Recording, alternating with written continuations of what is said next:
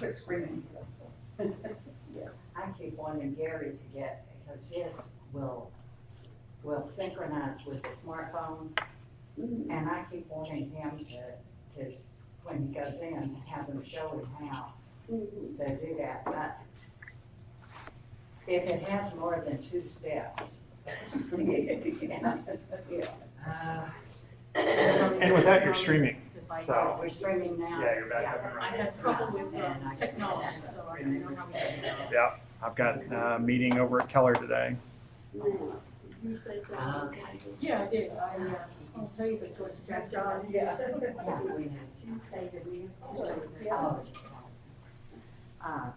Let's see, I had the announcement sheet and here it is.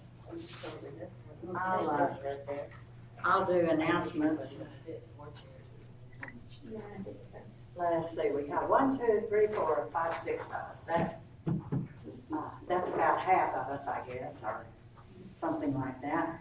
And Ruby was concerned about being out and all of this, and you never know exactly what the weather's going to do. Oh, I forgot Johnny, she's back there too. So that means 7 of us. Did you count Pam? Yeah, I'll go Pam. Oh, okay. Yeah, that's 7 of us. She was minding the door, that's. Yeah. But Ruby was concerned, and I looked at that's fun. I looked at the news or the weather on my phone, and they said around 10 o'clock it might be, no, around 11 o'clock, I think, something like that it might be raining much harder. But what do they know? And where is it going to be raining much harder? That's the other thing. And, and they get so out there sometimes on this. But let's just look at our announcements right quickly. I know you guys can read, but sometimes if we hear it and read it, we remember it longer. But Marvin recovering from a fall. And I don't know how bad that was, although it was a shoulder and arm, I think. And sometimes that takes longer. And Sharon Nolan was released and is at home, and her son-in-law, Michael McKee, who had the brain surgery, is still recovering at home. And Katie and the family would appreciate your prayers. Susie Burkhart is still in the COVID ward, apparently. Maddie Harris requests prayers for her grandpa's family as his health is declining. And Jose is improving but continues to need prayers. Darlene DeBose has an infection and would appreciate prayers. Chris Fry's friend Sharon and her daughter were in a car accident. And of course, Jean Simpson is recovering from COVID, but you just heard from John that she's doing well, probably just didn't feel like getting out in all of this. And then Frederico Santana, I think that's the way you say it, sister was also in a car accident. And then we have recovering from surgery and procedures. You can read that there. Undergoing chemotherapy and radiation, Clayton Dodd's sister-in-law, Carol Edis, and Kelly Podsednik's friend, Mrs. Atkinson. And then we have our Continue to Remember group there, and so we want to make sure that we do that. And Jillian, is making photos of everybody through the month of January, and a sign-up sheet is in the Welcome Center. And even if you didn't even if you didn't sign up, she can get you in. She does you pretty fast, doesn't she, Bonnie? Yeah. We were standing here I think we had ours done just right before you did, and we hadn't even signed up. But but she's doing a really good job with that. She took some photography classes at Harding and was majoring in something kind of close to that for a while. So, and then I have to tell you kind of a funny thing, and then I'll let Jean, and I don't know who had the prayer today. Is anyone, well, and if someone wants to volunteer in a little bit, but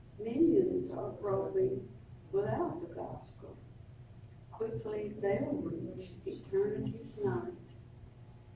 Shall we sit idly as they rush onward? Haste, let us hold up Christ the true light.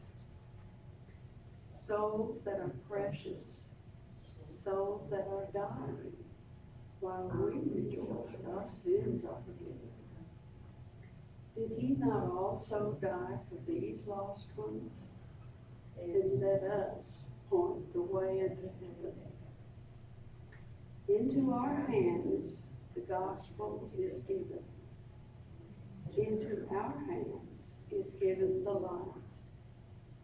Haste, let us carry God's precious message, guiding the erring back to the light.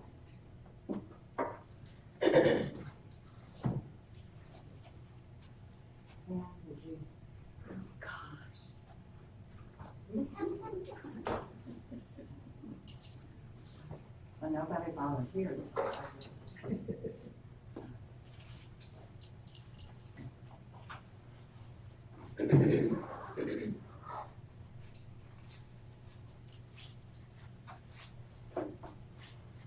Let's pray. Our dear Heavenly Father, thank you for this rain. I know we need it, but it is messy. Thank you for watching over us as we came to class today. Thanks for Sarah. Watch over our sick and heal those, you know who they are. And thank you for our church family. I wish everybody knew what a blessing it is. In Jesus' name I pray. Amen. And I wish everybody knew too.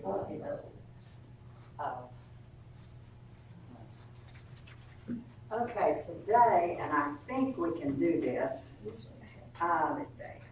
we're going to be in Matthew 15 and also in Mark chapter 7. So you may want to mark both of those. And we're going to be looking at the miracle of the Syrophoenician woman's daughter. Or the Canaanite woman is the way she's identified in one of the accounts. And that's way over here, kind of near the back. Miracle Lesson 8-5 is the one that it is, the way he has it organized. And as I said, I like to look at these in the order that they occur in Jesus' life, because I think we learn something special about that. And while you're in your notebook, if you have it with you, you might want to turn over also to the map that's the next to the last page or the last page or whatever. Turn over to the map that's at the back, or you may still have the little color map that we handed out. But Jesus had been teaching some, and then in Matthew chapter 15, the Pharisees are questioning him about his disciples eating with the unwashed hands, and that was such a big deal to them. And Jesus explains all of that to the disciples, especially in verses 16 and following, that it's not what goes in your mouth that defiles you, but what comes out.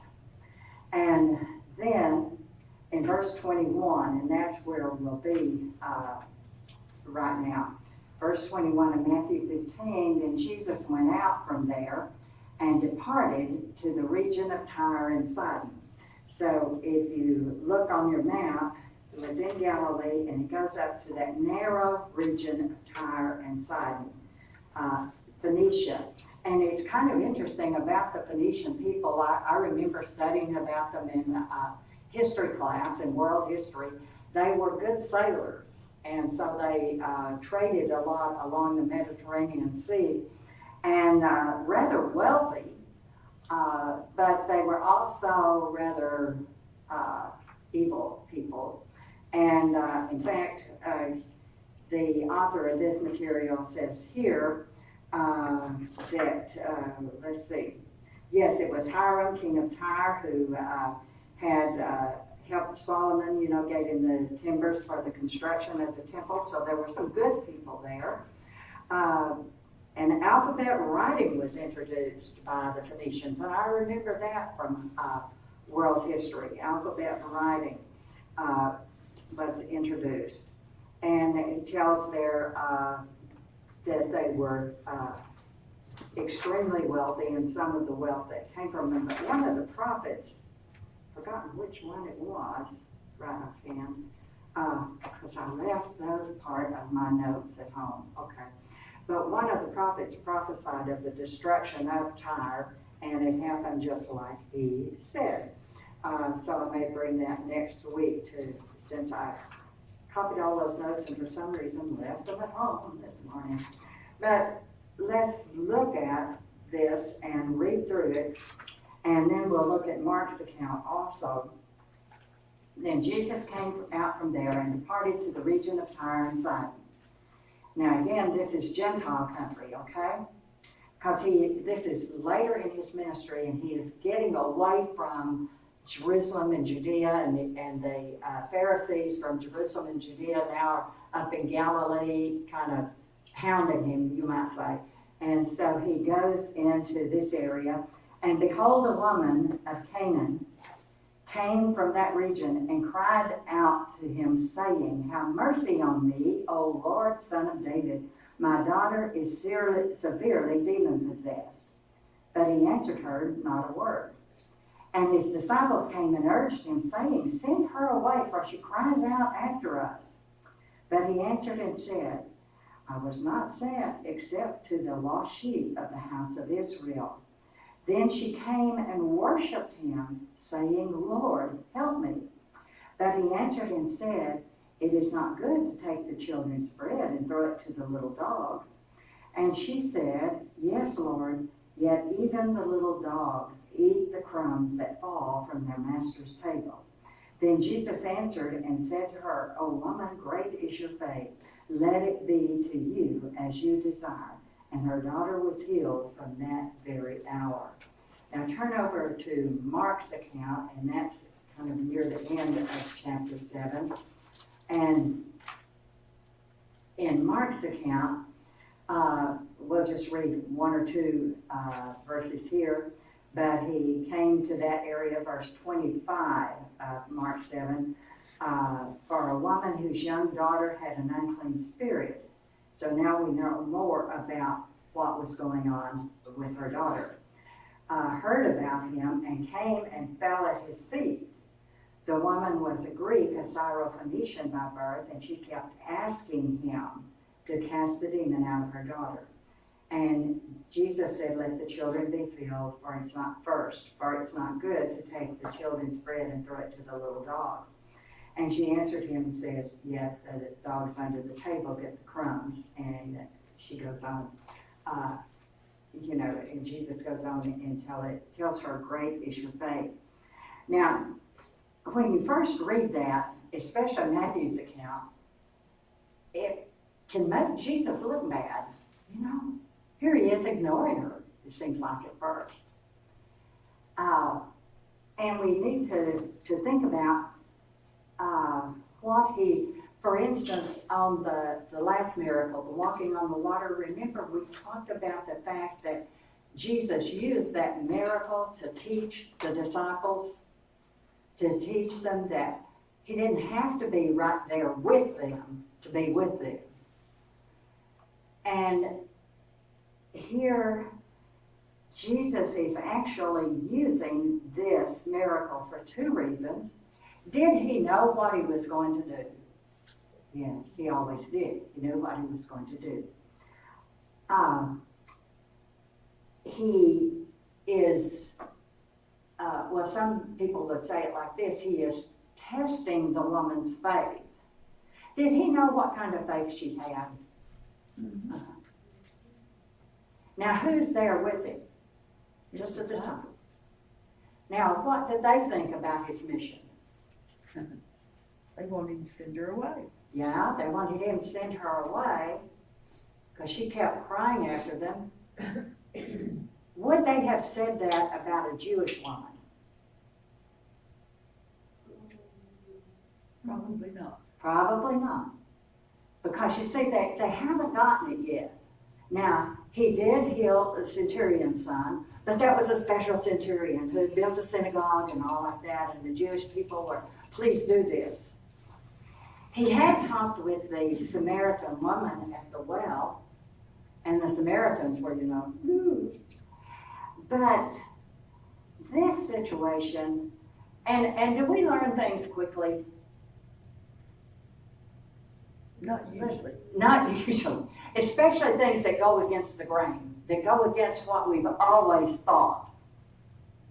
You see, that they had been brought up as Jews.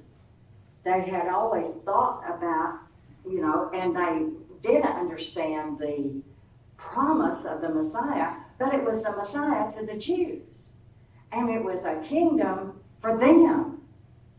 And they still didn't have the idea of a spiritual kingdom even after the resurrection, did they? In Acts chapter 1, they said, Lord, are you now going to restore the kingdom to Israel? And you think about yourself. I think about myself of how slow I am to learn some things and how much I need to be taught.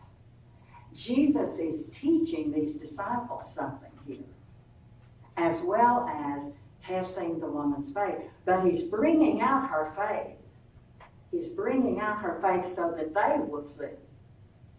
They will see. Because what's he going to tell them in Matthew 28 and in Mark 16 and in Luke chapter 24 before he ascends to heaven? Go where? Into all the world. Into all the world. Oops, that's not something that a Jew would think about, is it?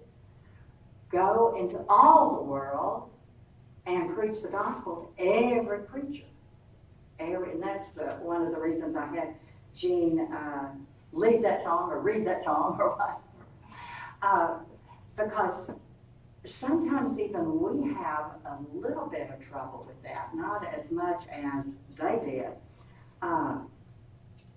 But I remember back in, it was in the 60s. That was a long time ago. The story was told about Brother Marshall Keeble. And, he was a black preacher and very well known. In fact, probably baptized more people than all of the other preachers put together. He was very well known. And anyway,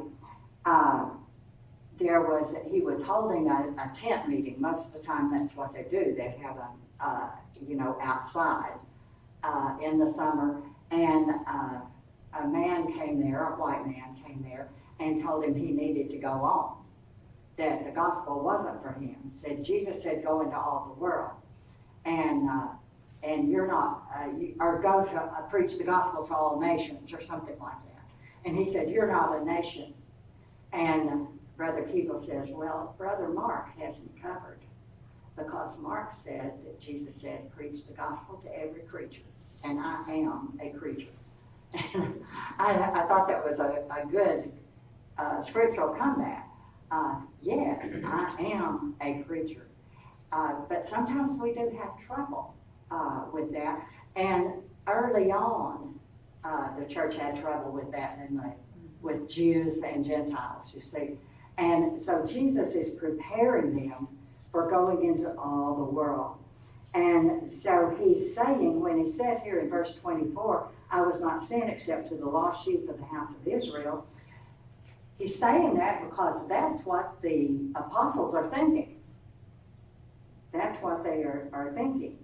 And then he goes on to say in verse 26, it's not good to take the children's bread and throw it to the little dogs. But she says, even the little dogs under the table get something, don't they? They eat the crumbs. And then he says to her, great is your faith. Let it be to you as you desire. Notice, too, how she addressed him back in verse 22.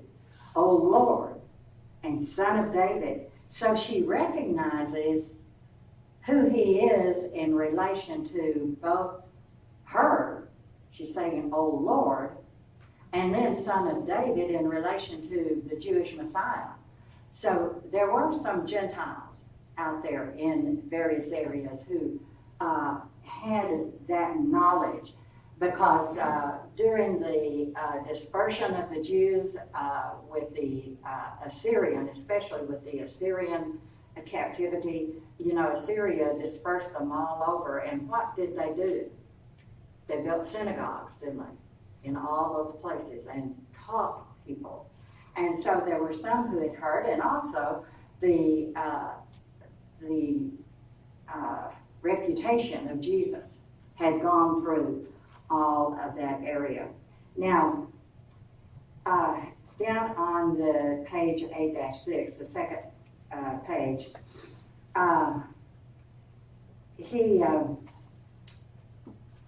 he gives the lesson as he sees it. The writer of this material says the miracle is similar to healing of the nobleman's son and the centurion's servant, in that Jesus performed these three miracles from a distance. And Jesus did not have to touch the sick people or speak to them or even be present there. The particular Gentile woman had somehow learned of the Jewish scriptures and the prophecies of the Messiah, because she identified him as the Son of David and worshipped him. Although the woman's faith was tried severely by Jesus with the reference to the dog, she persisted in her request, humbly reasoning that a crumb from Jesus would be a priceless gift. It says this incident illustrates Jesus' admonition that men ought to always pray and not to faint, from Luke 18, verse 1. And I like some of that. When I read that yesterday, I underlined and said I didn't like it. But again, Jesus did know her faith. He did know. And so he was getting not only her to verbalize her faith, but to verbalize it for the disciples. Because what had they just witnessed with Pharisees from Jerusalem? And the devils are eating with unwashed hands, you know? The people in Jerusalem that should have believed weren't. And here is a person that the disciples didn't think would believe, or didn't think even deserved anything from Jesus. And he gives it to her. Now, did that little crumb she got from Jesus, was that good? Do you think when the gospel is preached up into that area that she's going to be one of the first in line? Because she knows what's going on, and she knows who Jesus is. Do y'all have anything, any observation you want to make? I'm up here doing all the talking. Okay. The next one is kind of interesting, and I don't think we'll spend a whole lot of time on it, because I want to get to the third one. But again, here in Matthew 15, then we go to 29, he departed from there, skirted the Sea of Galilee, and went up on a mountain and sat down there. And when he sits down, that was the posture of a teacher. Now we've got it backwards. The teacher stands and the students sit. And then great multitudes came to him, having with them the lame, the blind, the mute, the maimed, and many others, and they laid them down at Jesus' feet, and he healed them, so that the multitude marveled when they saw the mute speaking, the maimed made whole, and the lame walking, and the blind seeing, and they glorified the God of Israel. And notice that, because again, we are still in, he skirts, and let's go over to that map again. He was in Phoenicia, and he comes around and skirts the Sea of Galilee. So he kind of goes a little bit up, and he ends up over on the right side of the Sea of Galilee, as you're looking at it there, in the Decapolis. And we'll note that that's where he is in another verse or two. But so he goes around and back in. He didn't go back into Galilee. And here it just tells us that he healed great multitudes. But let's go where Mark tells us a little bit more about one that he healed. And Mark, in chapter 7, verse 31, says, departing, and here Mark tells us a little bit more about exactly where he was. Again, departing from the region of Tyre and Sidon, he came through the midst of the region of Decapolis to the Sea of Galilee. So he's over on that, what that would be the east side of the Sea of Galilee and the Decapolis. And they brought to him one. See, Mark centers in on one person. Matthew centers in on the crowd, that there were a lot more healed, but Mark centers in on one that was deaf and had an impediment of speech, and they begged him to put his hand on him. And he took him aside from the multitude. Sometimes Jesus did that, taking one aside. And he put his fingers in his ears, and he spat and touched his tongue. Then looking up to heaven, he sighed and said, Ephphatha, something like that. That is, be opened, or open immediately.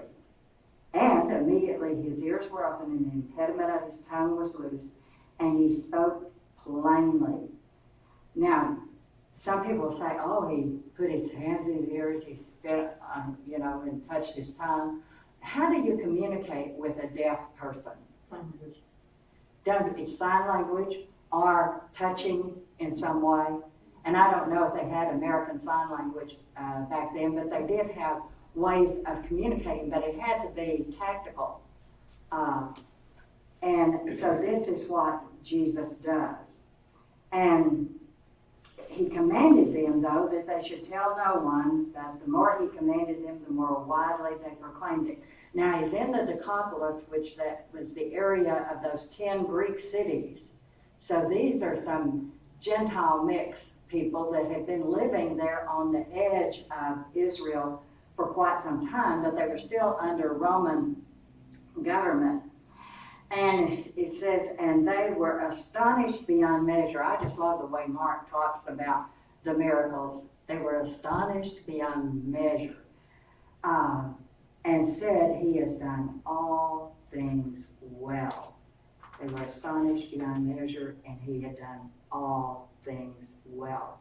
But notice over in Matthew's account, it said they glorified the God of Israel. It doesn't say they glorified their God, so that's how we know that they were, Gentile or Gentile mix. They glorified the God of Israel. And that's the way God is identified many times. And so here, the method that Jesus used didn't really have anything to do with his power, imparting his power or anything like that, but just communicating with the man so that the man would know how he was healed. And that one represents a whole group of miracles that Jesus did at this time. Now, any comment on that one? Because I've got to get some water to go to the next one. I fixed my water and forgot to bring it up here.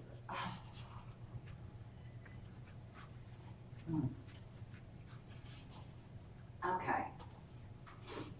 Now, we're going to go back to the front.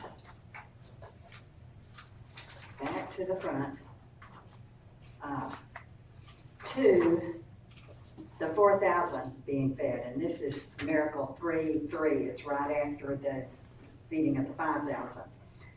But I think it's important, again, to see this in the context of Jesus' ministry here. The feeding of the 5,000 was done in the area around Galilee among a Jewish audience, so keep that in mind. Jesus is in the Decapolis, and we'll look at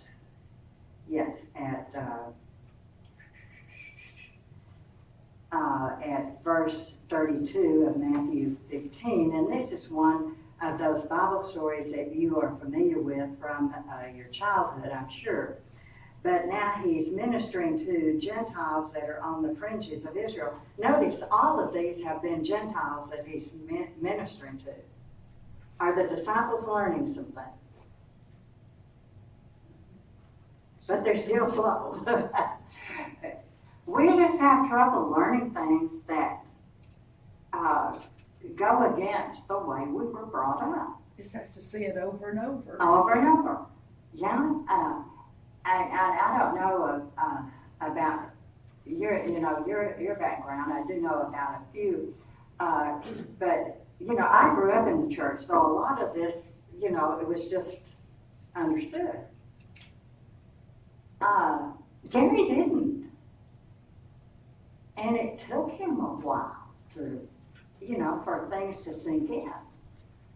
There were times when the invitation song was sung, and I wanted to go, get out there, because I thought, enough, come on. But, you had to process it. Pam, did you find it took a while to process? Yes, it did, but then once I read the Bible and saw, what you needed to do, and that there was no question. Right. Well, and that was the way Gary was. I said, read the book of Acts. Mm-hmm. And he finally did.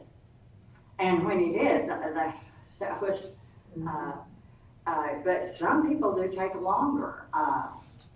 And in fact, I have a friend over at Brown Trail that he's heard so much gospel, it's scary. And he, as far as I know, is still not obeyed the gospel. And so there's something keeping him from it. There's something keeping him from it when you hear that much. And his wife is one of the most faithful women I know, too. But that just happens sometimes, and maybe, one of these days it will sink in and he will realize it. And you see that with a lot of people, and then you see people like Pam and Gary that, oh, that's it, okay. But Gary was waiting a little longer, probably, than you did. And I always asked him, why were you waiting? He said he wanted my grandfather to baptize him. But Granddaddy had fallen off a house when he was very young and was barely able to, the doctors told him then he'd never walk, but he was stubborn and walked, but he wasn't stable enough for something like that. But anyway, that was his reasoning for putting it off a little bit longer. But here, remember that the people are, again, we're in Decapolis. Okay, that's where we are. We're in Decapolis. I got a little sidetracked there. And Jesus called his disciples to himself. Now, he had been teaching them, and he had been healing. And he says, I have compassion on the multitude because they have now continued with me 3 days and have nothing to eat. The 5,000, it was just probably laid in 1 day. Now, they've been with him 3 days. Some may have brought a little bit to eat, but if you're going to go and you didn't know you'd be gone 3 days, you'd be hungry too, but you probably wouldn't faint along the way. The way their diet was, they probably would. And he said, and I do not want them to send them away hungry, lest they faint along the way. And then his disciples said to him, well, where are we going to get enough bread? Had they forgotten what happened? And again, we're in a different place. Where are we going to find enough bread to fill these great multitudes? And Jesus asked them, how many loaves do you have? And they said 7 and a few little fishes. So he commands the multitude to sit down on the ground.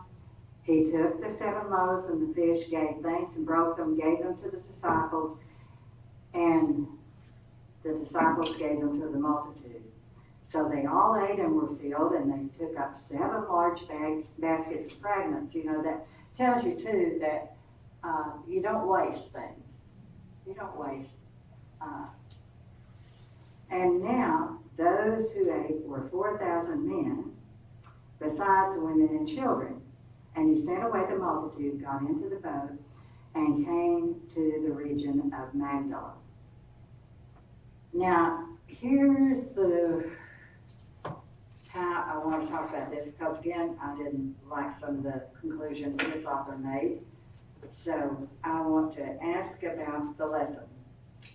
I didn't like his conclusions, because there's, but what happened after the feeding of the 5,000? What did the people want to do? Make him king. Take him by force and make him a king. That was a Jewish audience. And they saw, wow, this must be the one. And you know, then Jesus had to constrain the disciples to get into the ship. So they were probably thinking, this is the time. He's been talking about the kingdom. This is the time for it. So they wanted to take him by force, make him a king, because they thought he was the prophet that Moses had talked about. Well, what happened here when he fed the 4,000?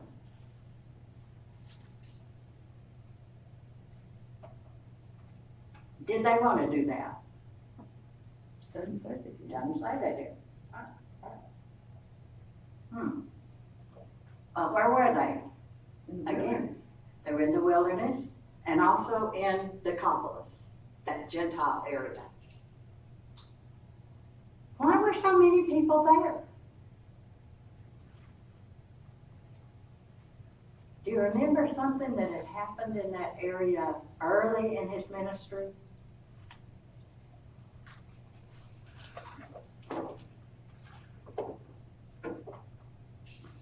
Remember 3,000 pigs being... That's Yeah.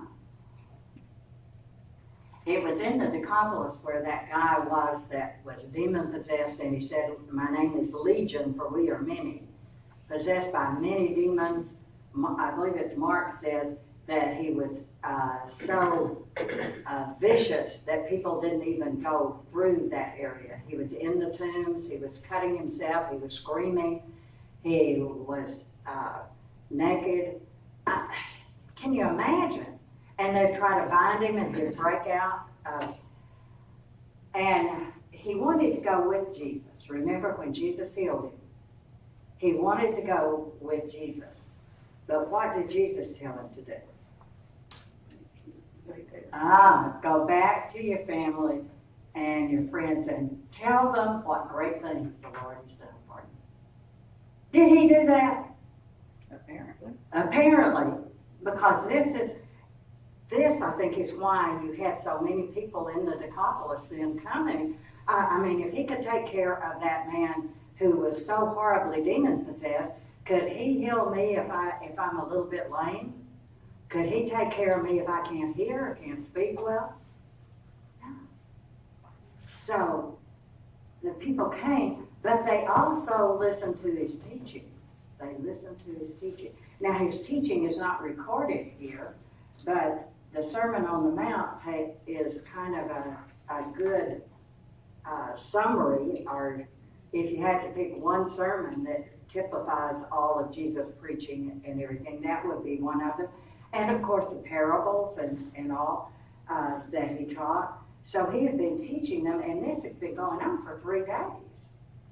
Now, was it 3 24-hour days? We don't know exactly because of the way the Jews counted time. A part of a day was a day.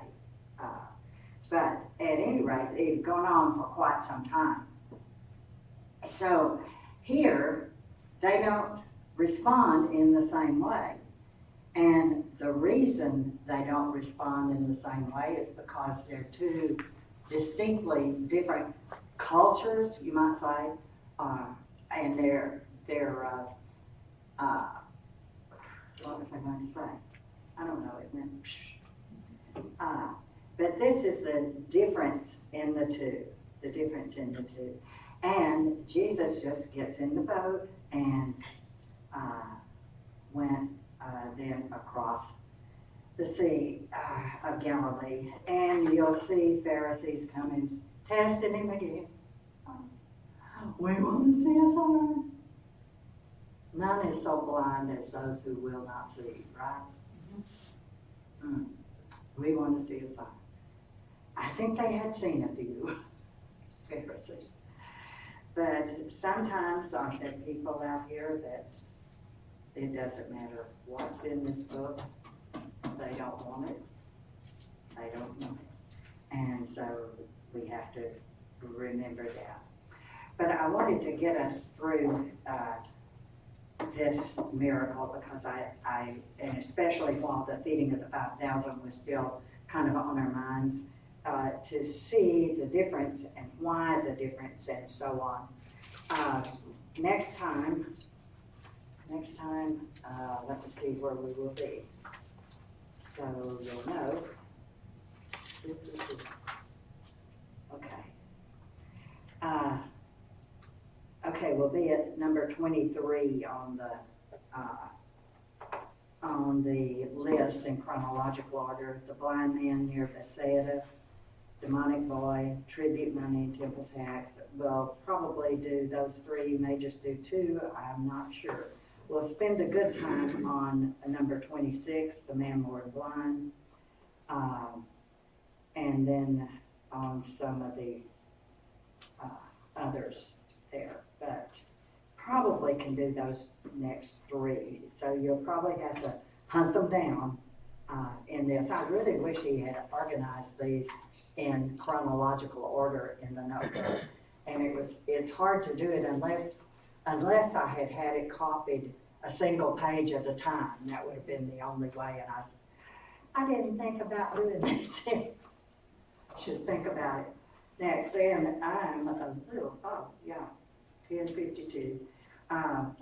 Jean has another song that we can either sing or read, whatever she wants to do, but it's a song that relates to, again, that everyone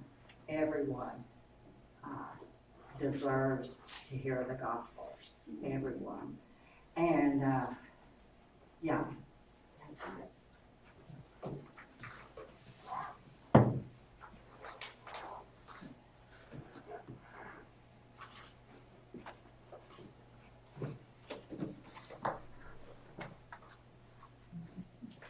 632. The gospel is for all. And I think reading the words, we may have assimilated them better than we do when we're singing, because we're so used to singing the song. So we'll read this one. Of one, the Lord made the race. Through one has come the fall. Where sin is gone, must go his grace. The gospel is for all. Say not the heathen are at home, beyond we have no call. For why should we be blessed alone? The gospel is for all.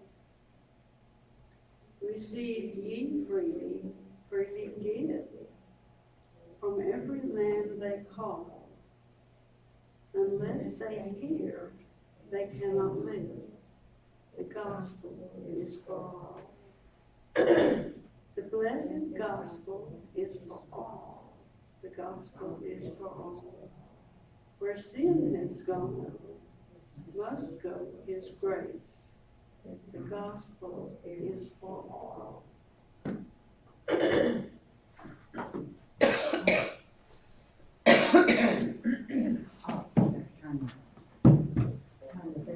Oh, I was going to tell y'all, let me leave this on because you might be listening. I was going to tell y'all about going to visit Ashley and Julie in their new home. And we finally got to go on Saturday. We've been trying to find a time where they were home and we were home. And, you know, they were building this new house out near Crescent. And their house was the second house in this subdivision, so it's still a few houses there. And she had everything picked out just like she wanted it, and the floors got messed up. They didn't do the floors like she wanted it. So they had trouble moving everything in. They had to wait, and it was just a really crazy mix up because they had sold their house in Arlington, you know. So they had to be somewhere. And anyway, they finally got the flooring fixed, and we went out there and spent the morning with them. And then went in. There's a really good German restaurant in Granbury. So if you go to Granbury, go to the German restaurant there. But we went in and ate together. But anyway, you know, I took her the basket of stuff, and I told her, I said, it started out as an old-fashioned pounding, and then it ended up with whatever you want to bring. You know? But she was like a little kid at Christmas going through it, and she was, and Cleda had put in a little thing. She knew that Julie liked butterflies. And she had found this little thing that I think it's solar powered or something, but it's a little toy that has a butterfly on it, and it just goes from side to side to side. And I think that was her favorite thing that she had out of all of it. But she said she wanted me to tell y'all that she really, really appreciated it. And she's trying to get, they still don't have, you know, Ashley has an office that he's got to set up and everything. And I was going to, Janie's not here today, but I had picked out one of the, when she brought several lap quilts, I had picked out one that I thought Jim would like, you know, Ashley's dad.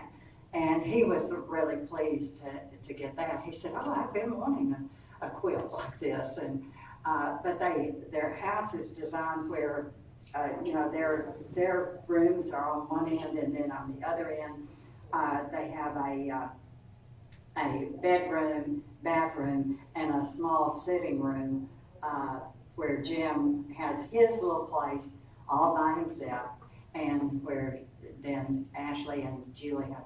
Now, if you go, they have 3 dogs, but they love them, and they keep them out of my way most of the time. But when they get it, she said, when they got everything kind of where they could do this, she wanted to have all of us come out one Saturday to have kind of a little luncheon out there, and maybe they've got the backyard fixed up, want to have it fixed up nicely with, you know, so she's just like a little newlywed now with her own little house and all like that. So she'd like for us to come out sometime, so we'll plan that at some time to go out there and let her show her love to us and our love to her. Y'all don't know how much you helped Julie. I know some things that I don't want to share that are not appropriate to share, but you don't know how much you've helped her and encouraged her. And she's just a little sweetheart that's had some troubles along the way. But anyway, she wanted me to tell y'all that, and I forgot it at the beginning. Do you find the church, church? Yeah, now Ashley preaches at Little Elm. And then they go usually on Wednesday nights to Godly